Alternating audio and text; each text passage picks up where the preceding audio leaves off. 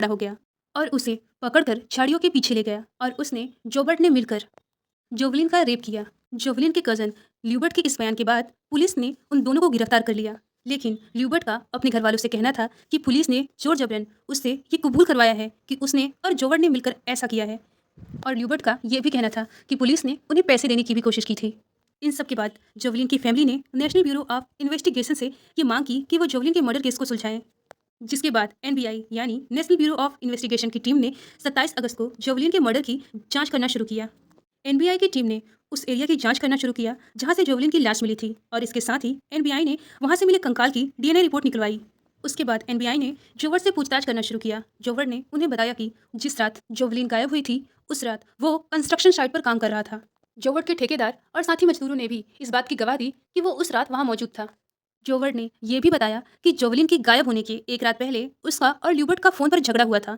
जोवर ने उसे आवारागिरी के चलते ये ताना मारा था कि ल्यूबर्ट परिवार के लिए कुछ भी नहीं कर रहा, वो चुप बैठा है जबकि उनकी बहन गायब है। झगड़ा इतना ज्यादा बढ़ गया था कि दोनों एक दूसरे को गालियां देने लगे और उसी झगड़े के चलते ल्यूबर्ट ने उस पर जोवलिन के मर्डर का आरोप लगा दिया।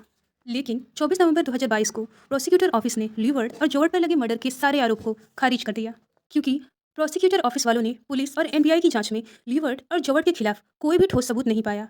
सरकारी वकील ने इस बारे में खुलासा करते हुए ये कहा कि इनकी जांच में अपराध साबित होने का आधार नहीं बनता। ल्यूबर्ट का कन्फेशन दबाव में लिया गया था, जिससे सबूत नहीं माना जा सकता। इस केस में कोई गवाह नहीं है और न ही कोई ऐसा डीएनए मिला जो पुलिसों को इस घटना से जोड़े, और यौन शोषण का कोई फॉरेंसिक सबूत भी नहीं है। सरकारी वकील ने यह भी कहा कि वो कंकाल जोवलिन की ही थी। ल्यूबर्ट और जोवर्ट बेगुनाह साबित हुए, दोनों को इस मर्डर केस से बरी कर दिया गया और इसके साथ ही इस मर्डर केस को ही बंद कर दिया गया। ना तो आज तक जोवलिन कहीं दिखी और ना ही जोवलिन का मर्डर केस सुलझ पाया। जोवलिन की फैमिली आज भी जोवलिन के लिए रो रही है, क्योंकि जोवलिन की फैमिली को ये नहीं पता चल पाया कि आखिर उस दिन जोवलिन के साथ ऐसा क्या हुआ कि आज तक उनकी बेटी जोवलिन घर वापस लौटकर नहीं आई। इसमें लापरवाही कहीं ना कहीं पुलिस की भी है। उन्होंने ना तो इस केस की ठीक से जांच की और ना ही इस केस को सुलझा के बंद किया। भगवान जोवलिन की आत्मा को शांति दे। इस केस को ऐसे बंद कर दिया गया जैसे एक इंसान की जिंदगी कोई मायने ही नहीं रखती। इस केस को लेकर लोगों ने काफ़ी ज़्यादा प्रोटेस्ट किया, लेकिन वहाँ के कानून ने इस केस को ही हमेशा हमेशा के लिए बंद कर दिया गया। ना तो न्याय मिल पाया और ना ही केस सुलझ पाया। रह गए तो सिर्फ सवाल कि आखिर उस दिन जोवलिन के साथ क्या हुआ था। जोवलिन मर्डर केस इंटरनेट पे काफ़ी फेमस हुआ।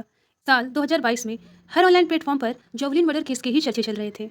ये दुनिया का इकलौता ऐसा केस नहीं है जिसे कानून ने दबाने की कोशिश की। आए दिन कई सारे ऐसे केस और जुर्म होते हैं जिसे कानून बखूबी दबा देता है। इसमें गुनहगार तो बाइज्जत बरी हो जाता है, लेकिन बेगुनाह को सजा मिलती रहती है। आपका क्या कहना है इस अनसुलझे मर्डर केस के बारे में, हमें ज़रूर बताएं। और ऐसे ही मर्डर क्राइम न्यूज़ को सुनने के लिए हमारे चैनल को सब्सक्राइब ज़रूर करें।